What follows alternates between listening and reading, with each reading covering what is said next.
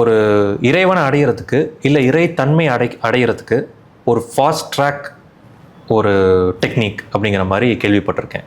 அது எந்த அளவுக்கு உண்மை? 100க்கு 100 உண்மை தான். எப்படின்னாங்க, நம்மக்கிட்ட 3 வகையான தன்மைகள் இருக்கின்றன. ஒன்று விலங்குத்தன்மை.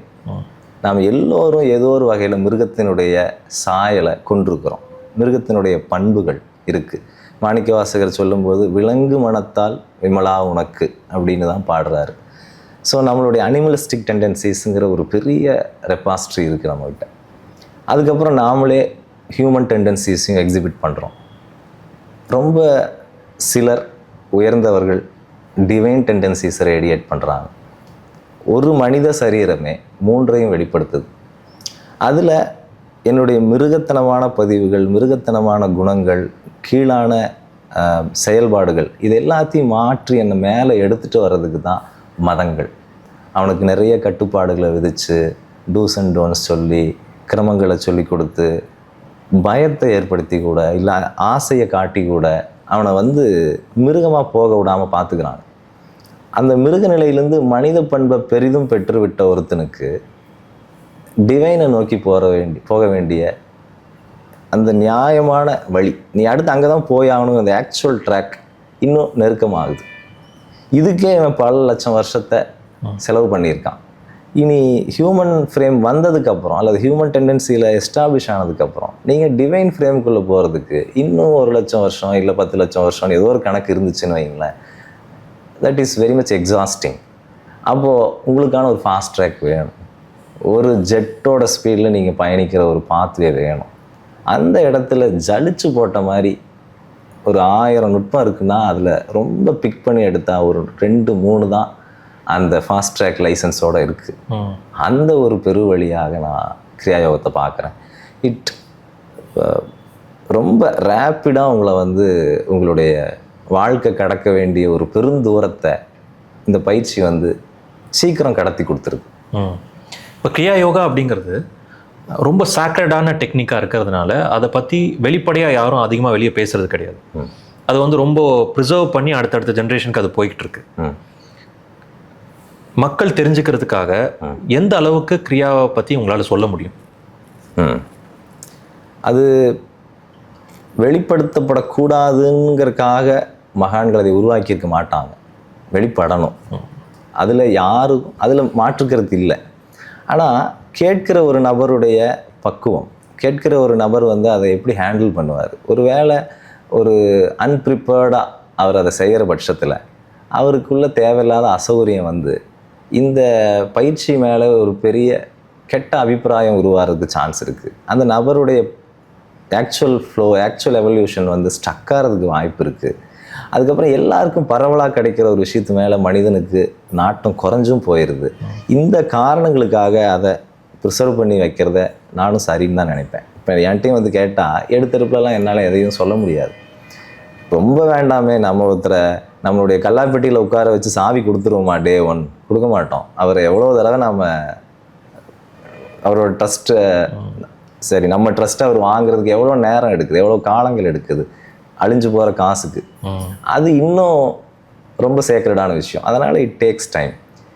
அதிலிருந்து எவ்வளோ சொல்ல முடியும் கிரியாயோகத்தை குறித்து? கிரியாயோகம் அடிப்படையில் ஒரு மூச்சு பயிற்சின்னு சொல்லலாம், மூச்சை பயன்படுத்துகிற உத்தின்னு சொல்லலாம். ஆசனங்கள் நிறையா கொடுத்து உங்களை உடல் வயமாக செலுத்தாமல் உங்களுடைய கவனம் உடல் மேலேயே ரொம்ப என்டாங்கிள் ஆகாமல் பார்த்துக்கிற மாதிரி ஒரு ரொம்ப சிறிய அளவிலான 1-2 ஆசனங்களோடு அது பிணைக்கப்பட்டிருக்கிறது. அதே மாதிரி இந்த சரீரத்தை வச்சுக்கிட்டு, அந்த மூச்சை வச்சுக்கிட்டு, அந்த மனசை வச்சுக்கிட்டு என்னென்னலாம் செய்ய முடியுமோ அது எல்லாத்தையும் எம்பெட் பண்ணால் எப்படி இருக்கும், அது மாதிரியான பயிற்சியாக இருக்கிறது. இதெல்லாம் ரொம்ப குறுகிய காலம் செஞ்சாலே நிறைய பலன்களை தருவது போல் இருக்கிறது. இப்போ ஒரு மரம்னு நீங்கள் பார்க்குறீங்க, அது எவ்வளோ பெரியதாக இருக்கிறது, ஆனால் அது எல்லாம் ஒரு விதைக்குள்ளே தான் அடங்கி இருக்குன்னு சொல்கிறது மாதிரி, ஒரு விதைக்குள்ளே இத்தனை இருக்காங்கிறது மாதிரி கிரியாயோகம் ஒரு ப்ராப்பர் சீட். அதுக்குள்ளே 1000 தேங்காய்கள் இருக்கலாம், இல்லை 1000 மாம்பழங்கள் இருக்கலாம். அந்த அளவுக்கு பொட்டன்ஷியலான ஒரு சீடு மாதிரியான practice. It embedded with so many practices with one single attempt. ம். ஒரே அட்டம்ப்ட்ல நீங்கள் எல்லாத்தையும் எக்ஸிக்யூட் பண்ணுவீங்க, அவ்வளோதான். அந்த அளவுக்கு அது சிறியது, எளியது, வலிமையானது. ம்ஹும். நீங்க கிரியா யோகா ஆரம்பிச்சு என்ன ஒரு 20 வருஷம் இருக்குமா? கிரியா யோகத்தை ஆரம்பித்து 20 வருஷம் நான் சொல்ல மாட்டேங்க. என்ன நடந்தது எனக்கு அப்படின்னா, இந்த யோகின் சுயசரி இந்த நூல் படித்து அழுதுட்டு இருக்கும்போது என்னுடைய ப்ரைம் கன்சர்ன் வந்து என்னுடைய ஹெல்த்து தான். அந்த ஹெல்த்தை கிரியா யோகத்தை வச்சே நான் வந்து மீட்ட முடியுமான்னா அந்த பக்குவத்துக்கு எனக்கு முடிஞ்சிருக்காது. ஏன்னா 21 வயசு, ரொம்ப இக்னரண்ட்டான மைண்டு, வாழ்க்கையில் எந்த போக்கு குறிக்கோள் ஒன்றும் இல்லை. அப்படி இருந்தேன் நான். அப்போ வந்து எனக்கு அந்த புத்தகத்தோட இன்னொரு பரிசாக கிடைச்சது வந்து என்னுடைய கராத்தே ஆசிரியர். அவர் வந்து உடல் நலம், இந்த தற்காப்பு கலை பயிற்சிகள், உதைக்கிறது, குத்துறது, அவேர்னஸோடு இருக்கிறதுனா என்ன, இந்த மாதிரி விஷயங்களை அவருடைய துணியில் போதிச்சுட்டே இருந்தார். கிரியா யோகத்தை நான் அப்போ தைரியமாக அப்ளை பண்ணி படிக்கலாம் வரல. எனக்கு அந்த நூல் கொடுக்குற தாக்கமே, அதாவது காலையில் அவர்கிட்ட படிக்க போவேன், படிச்சுட்டு வந்துட்டு இங்கே வந்து அழப்போவேன், இவ்வளோதான்னு போயிட்டு இருந்துச்சு. பட் 1-2 வருஷம் கழிச்சு தான் லெசன்ஸுக்கெலாம் அப்ளை பண்ணேன் நான். ஓகே. வந்து சேர்ந்த பாடங்கள் முழுக்க ஆங்கிலத்தில் இருந்தது. அவருடைய ஆங்கிலம் எனக்கு ரொம்ப கடினமானதாக இருந்தது.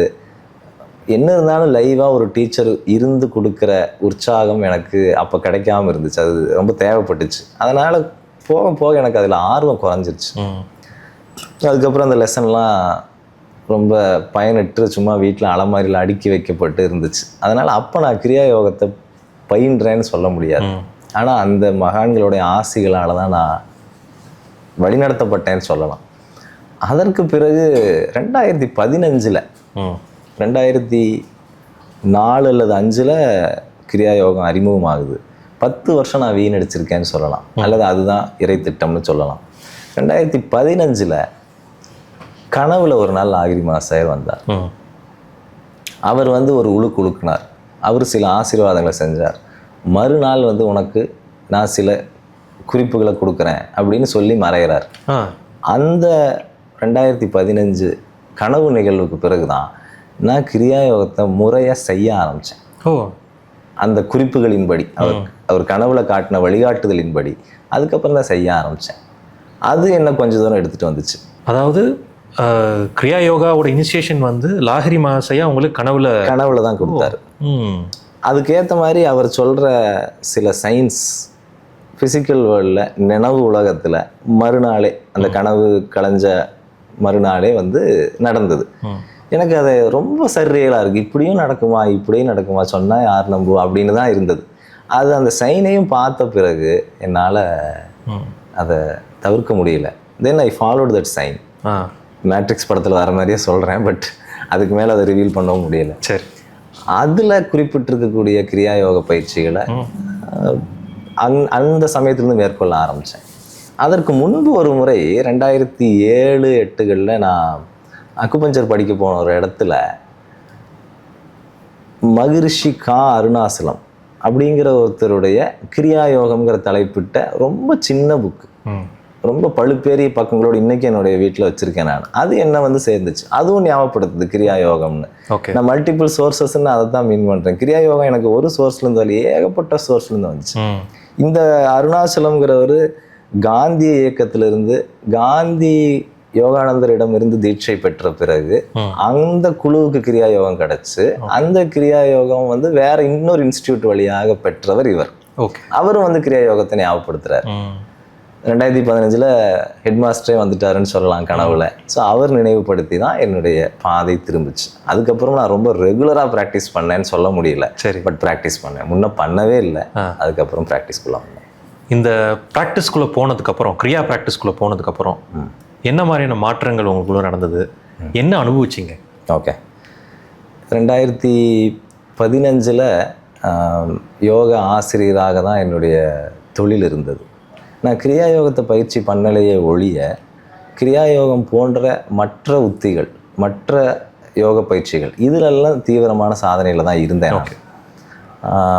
எனக்கு காலையில் இல்லை சாயந்தரம் இந்த மாதிரி பேஷண்ட்ஸ் பார்த்துட்டு வருது, இல்லை ஸ்டூடெண்ட்ஸ் பார்த்துட்டு வருது, இந்த நேரம் போக வேலை இல்லாமல் இருந்த பொழுதுகள்லாம் பெரும்பாலும் இந்த தொழில்நுட்பங்களை வந்து முயற்சித்து பார்க்குறது, என்ன செய்யுது, அந்த மாதிரி என்னென்ன அனுபவத்தை தருது, அதெல்லாம் தான் எனக்கு குழந்தைங்களுக்கு பொம்மை மாதிரி வச்சு விளையாடுற மாதிரி தான் அதெல்லாம் செஞ்சுட்டு இருந்தேன் நான். ஸோ அதில் அந்த மாதிரி எக்ஸ்பெரிமெண்டேஷனில் இருந்த பொழுதுகளில் கிடைக்காத அனுபவங்கள், அதில் வந்து நான் 1/2 மணி நேரம் செலவு பண்ணணும், கிரியா யோகம் செஞ்சால் 2 நிமிஷம்.